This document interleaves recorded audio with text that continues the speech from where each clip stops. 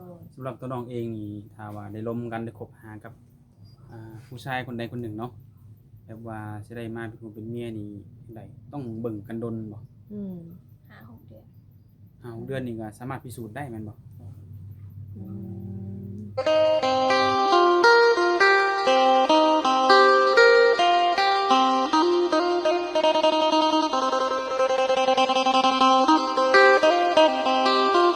โดย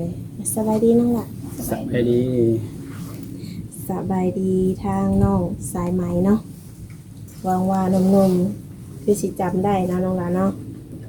อืมว่าโดนเติบเนาะที่ว่าบ่ได้ออกมาถ่ายคลิปให้หนุ่มๆหรือว่า FC เพิ่นได้เบิ่งเนาะมื้อนี้ก็ถือว่ามีโอกาสเนาะน้องหล่ะเป็นอะไรสถานะหัวใจนี่ โสด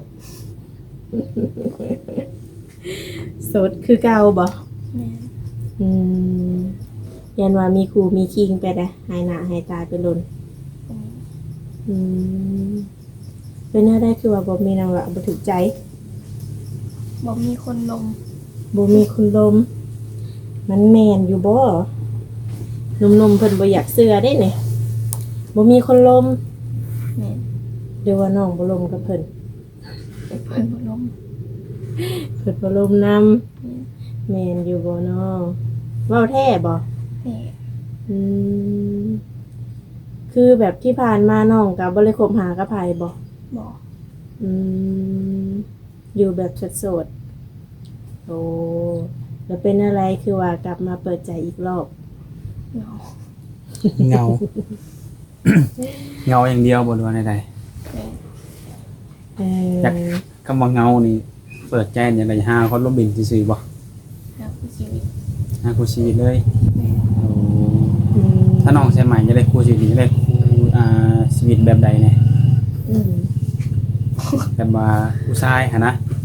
แบบใดก็ได้ แบบใดก็ได้ ผู้ชายแบบใดก็ได้บ่ แม่น สิบ่จำกัดได้บ่ บ่ แสดงว่าน้องนี่แบบผู้ชายเขามาลมมาเจ็บนี่ก็สามารถล้มได้คุยได้แม่นบ่ แม่น อืม แต่ถ้าว่าถึงขั้นแบบสิตัดสินใจแบบเอามาเป็นผัวเป็นเมียนี่ ต้องเบิ่งคนจากจุดใด เพิ่นนิสัย เบิ่งนิสัย อืม นอกจากนิสัยมีหยังอีกเพิ่มบ่ อืม บ่ อืมเน้นนิสัยอย่างเดียวนั่นบ่ แม่น อืมแต่ว่าพวกคำเว้าคำจาการกระทำนี่จังไดใดๆก็ได้บ่ ได้ อื อื ม มนิสัยต้องหมักผู้ชายนิสัยแบบไรสนองล่ะ นิสัยดี นิสัยดี คำว่านิสัยดีเพิ่นต้องเฮ็ดให้ได้เฮาจังสิได้ฮู้ว่ามั่นใจเพิ่นเป็นนิสัยดีสำหรับเฮานะน้องบอกได้บ่ ผมบอกเพิ่น บอกบ่ถูกบ่ถูกขนมเพิ่นสิเฮ็ดให้ได้บ่ซะเนาะคันบอกบ่ได้นี่ อืม ตอนนี้น้องอายุจักปีกันตอนนี้ สาว อายุ20ปีเนาะ โอ้ คู่ชีวิตได้ซะสิเอาจักปีบัดนี้ 60ลงแล้ว 60ลงมาถือว่าจำกัดไว้ใน60ลงมาเนาะ แม่น อืมโดยคือน้องนี่ก็ยังบ่ทันเคยสร้างครอบครัวจักเทื่อเนาะ แม่น อืมถ้าคนแบบเขามาจีบน้องนี่เพิ่นเป็นพ่อห้างพ่อหมายอาจจะมีลูกติดแล้วเขามาจีบน้องนี่ก็สิรับได้อยู่บ่ ได้ รับได้แม่นบ่อืม น้องเคยล่มอยู่บ่น้องล่ะพอห่างพอใหม่ เคย อืมมีความแตกต่างกันบ่กับวัยรุ่น ก็มี อืมได้ทางน้องสายไหมนี่มักทางได้หลายกว่ากัน พอห้างบอก อืม บอกบ่ถือเออ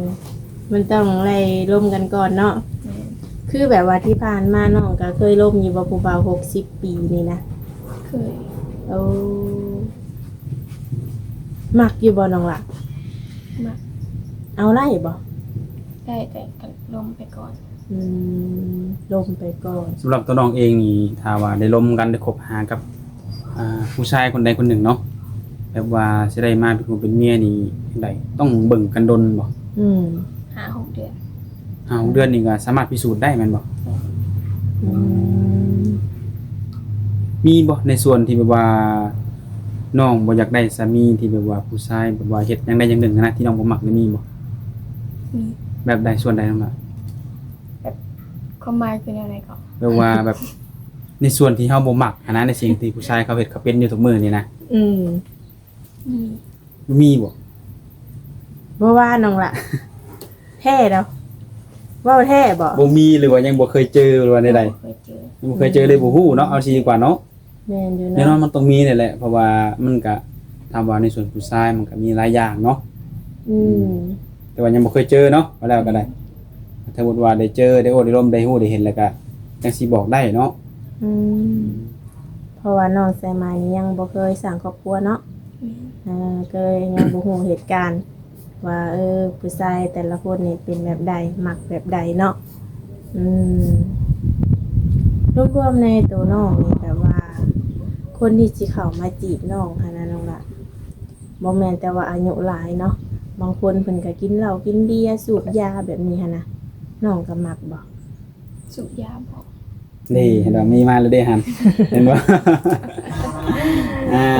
เนาะมันต้องมีนี่แหละในส่วนที่ผู้ชายเขาเฮ็ดเขาเป็นเนาะบางคนก็สูบยาคือน้องนี่บอกว่าบ่มักแล้วแม่นบ่ อืม กินดื่มกินเบียร์ ได้ ได้เนาะ อืม คนมีลาย ได้ ได้แม่นบ่ มีหนวดมีเข้าเลยน้องละ ได้อยู่ อันเด้เนาะ แต่อยู่เนาะ คือไปมีจุดหนึ่งตัวนี้ก็คือสูบยาเนาะ โอ้ อันนี้คือบ่มักเลยทุกคนนี่แหละอืม ก็มีข้อเดียวนี่แม่นบ่ แม่น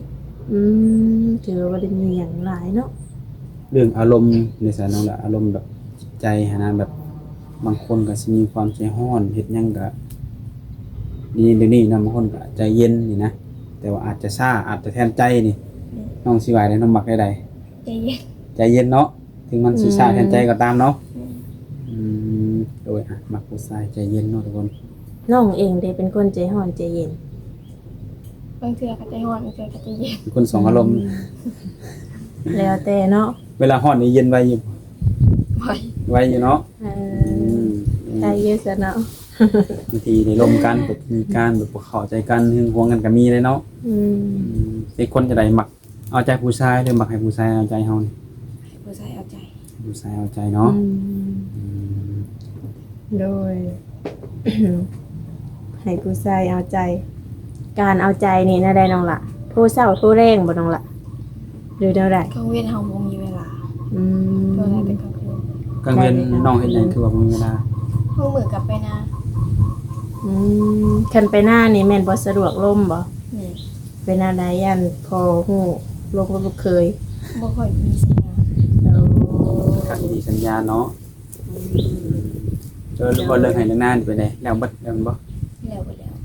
อืม ตอนนี้เรื่องหาตะเกียวมันบ่ แม่น โอ้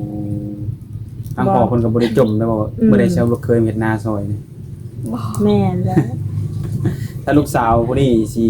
มีสามีนี่ทางพ่อและแม่เพิ่นก็เห็นดีเห็นพร้อมนำอยู่บ่ เห็นดี น้องสายใหม่นี่มีเอ้ยมีน้องบ่ มีอ้าย2คน มีแต่อ้ายสองคนเนาะโอ้ซึ่งน้องสมัยนี้ก็เป็นลูกสาวหลา แม่น อืม ลูกสาวหลาอนาคตสร้างครอบครัวนี่ไปอยู่นำสามีได้บ่ซะ บ่ได้ บ่ได้เนาะต้องให้สามีมาอยู่พี่เนาะ อืม ต้องอยู่เลี้ยงพ่อเลี้ยงแม่ว่าซั่นซะเนาะโอ้ส่วนอ้ายสองคนนี่จ้ะเพิ่นสละโสดแหละ สละโสดไปแล้ว เพิ่นก็เอาเงินเอาใช้เป็นของตัวเองหมดบ่ แม่น โอ้ต่อไปก็เดือนน้องสาวหลาเพิ่นทุกคนตอนนี้ก็เพิ่นก็กำลังมองหาเนื้อคู่อยู่ตอนนี้ อืม ก็บ่รู้ว่าเนื้อคู่เพิ่นสิตกอยู่ทางใด อยู่ทางใกล้ทางลาวเฮาหรือว่าทางไทยหรือต่างประเทศเนาะตอนนี้ยังบ่ฮู้แต่ว่าน้องก็บ่ได้จำกัดตีว่าเพิ่นต้องเป็นคนไทยคนลาวนี่ บ่ อืมก็สามารถศึกษาร่วมกันเบิ่งได้เนาะสิเป็นเนื้อคู่ในใดก็ขึ้นอยู่กับน้องและฝ่ายชายร่วมกันนั่นแหละเนาะ อืมโดย คือช่วงว่างๆในช่วงเวลาน้องมักวางลมสับก็คือช่วงกลางคืนแม่นบ่ แม่น โอ้เวลากลางคืนแล้วเข้ามาบ้าน อืม มื้อนี้ใช้บ่ได้ออกไปนาบ่ซั่นมื้อนี้ ออก ออกอยู่เนาะหลังจากจบนี้ก็ออกนาแม่นบ่ แม่น อืม อืม หลักๆออกไปนานี่เฮ็ดหยังหลังจากแล้วนาแล้วนี่ เลี้ยงงัว เลี้ยงงัวมีงัวจักโตปัจจุบัน ประมาณ10ดอก โอ้ ว้า งัวเป็นงัวอะไรเป็นของมูลเลยบ่หรือว่าใด เบิดครอบครัวเลย เบิดครอบครัวคือมูลเลยเนาะเป็นยังบ่ได้แบ่งมันบ่ แต่ว่าอ้ายผู้นี้อ้ายผู้นั้นแมันบ่ บ่ แต่ว่านำกันหมดเลยเนาะ อืม โดย หัวหลายอะดีเนาะ เลี้ยงไว้บ่สิบโต ไว้ ไว้เนาะคันบ่ไว้ก็ทยอยพับกระทงก็ได้ว่า แซวน้องมันน้องเลี้ยงคนเดียวบ่เลี้ยงบ่อยู่นะ พ่อแม่ เลี้ยงนำกัน อืมโดยก็เลยว่าบ่มีเวลาเนาะ แม่น ถ้าว่าลมผู้บ่าวยันว่าลอยกินข้าว มอแตะลมมอแตะคืนมาได้ บ้านหนึง อ่าแบบคือผู้บ่าวโทรมาแบบนี้น้องล่ะ เพิ่นวิดีโอคอลมานี่น้องก็กล้ารับบ่ กะ เปิดกล้องนี่กล้าเนาะ กะ อื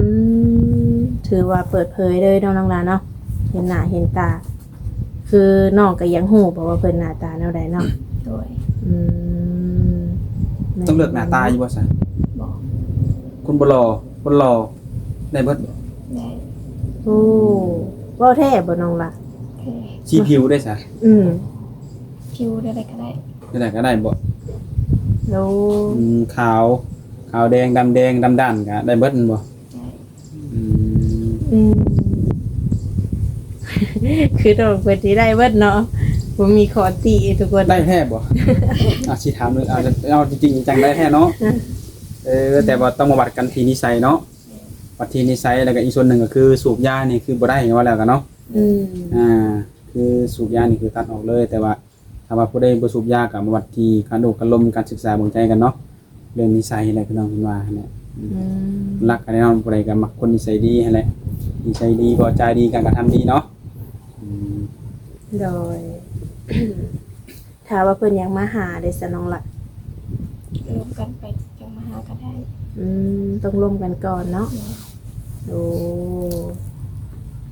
ต้องร่วมกันหล่นซ้ำได้น้องล่ะจังสิให้เพิ่นมาได้นี่ 2-3 เดือน อืมฮู้จักกันคักก่อน แม่น โอ้ในการที่ว่ามาหานี่เนาะถ้าเพิ่นมาอยากห้องอยากขอเลยได้ซะน้องล่ะ ก็ให้ยมน้ำพ่อแม่เนาะ อืมต้องมอบให้พ่อแม่บัดนี้ แม่น โอ้ แบบว่าผู้ชายที่แบบว่าน้องใช่ไหมอนุญาตให้มาหาจะได้เป็นผู้ชายที่ว่าแบบมีความสัมพันธ์แบบว่ามักหักกันเนาะ แม่น ถึงสิมาหาได้แล้วก็ถ้าว่ามาแล้วมีความผูกพันว่าตรงสเปคตรงปกไว้ง่ายก็แล้วกันเนาะมันแล้วก็ยังมักยังหักกันอยู่ถ้าว่าเพิ่นอยากห้องอยากคอก็ก็คุยนำพ่อนำแม่เนาะ โดย บ่ว่าสิไปเรื่องค่าดองค่าสินสอดมีหยังแน่ยืนเท่าไรปงเท่าไรก็ขึ้นอยู่กับพ่อกับแม่เพิ่นวางให้เนาะคือตามนี้แหละทุกคนเนาะบางคนผู้ โด ว่าย มากับบ่ได้โอ้ได้ลมสิมาคุยเห็นแล้วมักกดสิขอเลยนี่ก็น้องก็สิเอาบ่จ้ะ ต้องให้เวลาศึกษาเหมือนกันเนาะ แม่น อืมแบบว่าผู้บ่าววัยรุ่นคือกันน้องบ่มักบ่น้องล่ะ บ่มันก็มีอยู่ เป็นอะไรแบบบ่มักนิสัยเขาบ่หรือว่าแบบเขาดิ่นเก่งเจ้าชู้อหย่างแบบนี้ แม่น อืม ถามแบบนี้เคยลมมาก่อนบ่ เคย โอ้ลมกระดนบ่กับคนเราคนเดียวกันนี่ บ่ฮอดปีจ้ะแต่ละค ว่าน ปีบ่ อืม ก็ถือว่าต้องแยกย้ายกัน แม่น การแยกย้ายของน้องนี่ฝ่ายชายหรือฝ่ายหญิง สายตาย ฝ่ายชายเนาะเพิ่นใดๆเพิ่นมีคนใหม่หรือว่าใด บางคนก็มีคนใหม่ อืม ๆเอาไงคือคัสิเว้ากับเฮานี้ดีบ่พอสำหรับเพิ่นเนาะอันสิ คำนี้ต้องมาว่าซั่นซะ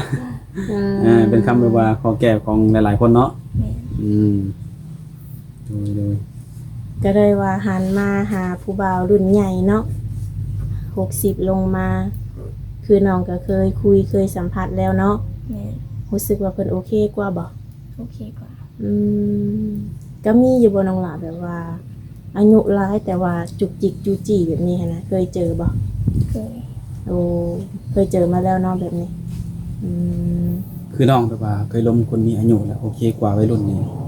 แล้วเวลาต้อง